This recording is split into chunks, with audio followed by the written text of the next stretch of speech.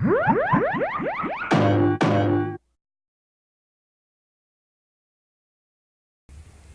was born in Mount Tabor, where I live today, 73 years ago. One of the earliest things I remember about living here was that my parents had a story for me. They said, "Carol, you are adopted, and we adopted you from a hospital just 10 blocks from where we live." In those days, it was called the Portland Sanitarium, and the doctor who was instrumental in my adoption lived another 7 blocks from us. So I grew up understanding that all within this neighborhood, the elements of a mystery of who I was lived.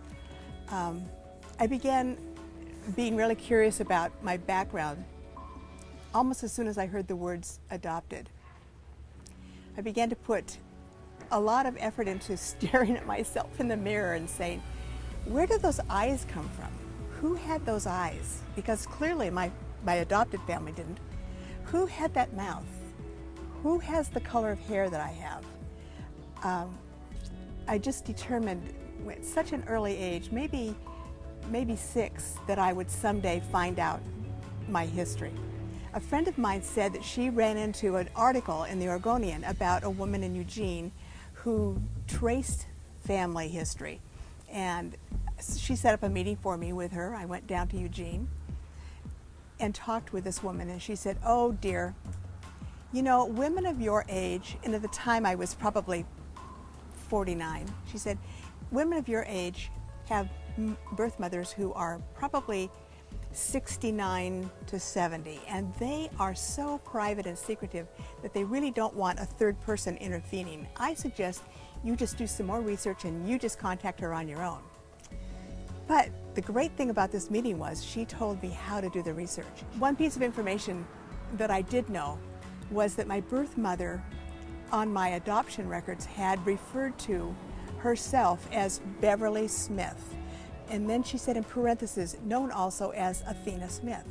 I had no idea what that meant. I didn't think it was a clue. It was. All those pieces, those clues were just beginning to add up so nicely, and I was just so excited. When I found the final piece that said that she had gone to Oregon State University, Mara and I zipped up the microfiche, got in the car, drove to Corvallis, ran upstairs to the library, looked at a yearbook from 1939, and there she was. There she was, my birth mother. She looked like me. She had my smile. She had my eyes. She had just an air about her. I mean, I just automatically, immediately knew there she was. Her name was Beverly Tillman. So part of what she'd said in the adoption papers was right. She wasn't Smith, but she was Tillman. The next thing we did was research Beverly Tillman and find out that she still lived in Athena, Oregon. That was the days before cell phones existed, so I went downstairs in the library to use the payphone to call Beverly Tillman in Athena, Oregon, to talk with her, and I was so nervous I simply couldn't do it. I mean, I got as far as the information for the phone number, and then I just had to hang up. I couldn't do it. I was way too nervous. So I finally had enough nerve to call her, and I had written down a script so that I would include all the information and not get scared.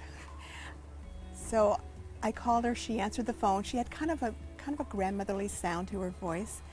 I said, "Mrs. Tillman, I'm Carol Bondurant Sloan." I thought I would, if I put my maiden name in it, she might, I don't know what I thought, but anyway, I said, "I'm Carol Bondurant Sloan," very slowly. I said, "I'm looking for a woman who was in Portland in the Adventist Hospital in 1939, December 5th.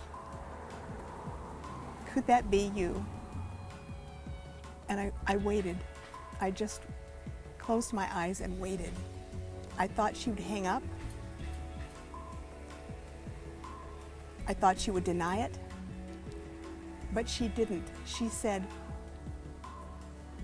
"Yes, that's me." "Was your name Carol Bondurant?" And I said, "Yes." And she said, "Oh, thank God you found me. I thought you never would, and I thought if you didn't find me before you were 50 that you would never find me."